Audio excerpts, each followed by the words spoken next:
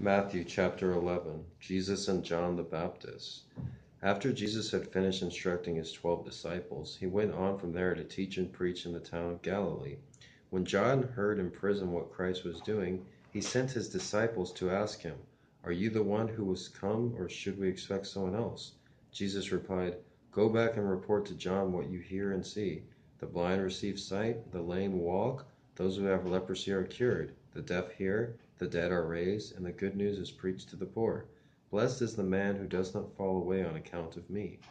As John's disciples were leaving, Jesus began to speak to the crowd about John. "What did you go out into the desert to see? A reed swayed by the wind? If not, what did you go out to see? A man dressed in fine clothes? No, those who wear fine clothes are in kings' palaces. Then what did you go out to see? A prophet? Yes, I tell you, and more than a prophet. This is the one about whom it is written, 'I will send my messenger ahead of you, who will prepare your way before you.' I tell you the truth, among those born of women there has not risen anyone greater than John the Baptist. Yet he who is least in the kingdom of heaven is greater than he. From the days of John the Baptist until now, the kingdom of heaven has been forcefully advancing, and forceful men lay hold of it. For all the prophets and the law prophesied until John, and if you are willing to accept it, he is the Elijah who was to come. He who has ears, let him hear. To what can I compare this generation? They are like children sitting in the marketplace and calling out to others. We played the flute for you, and you did not dance. We sang a dirge, and you did not mourn. For John came neither eating nor drinking, and they say, 'He has a demon.' The Son of Man came eating and drinking, and they said, 'Here is a glutton and a drunkard, a friend of tax collectors and sinners.' But wisdom is proved right by her actions. Woe on unrepentant cities! Then Jesus began to denounce the cities in which most of the miracles have been performed, because they did not repent. Woe to you, Chorazin! Woe to you, Bethsaida!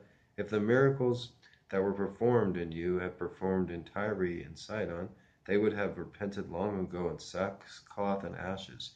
But I tell you, it will be more bearable for Tyre and Sidon on the day of judgment than for you. And you, Capernaum, will you be lifted up to the skies? No, you will go down to the depths. If the miracles that were performed in you had been performed in Sodom, it would have remained to this day. But I tell you that it will be more bearable for Sodom on the day of judgment than for you. Rest for the weary.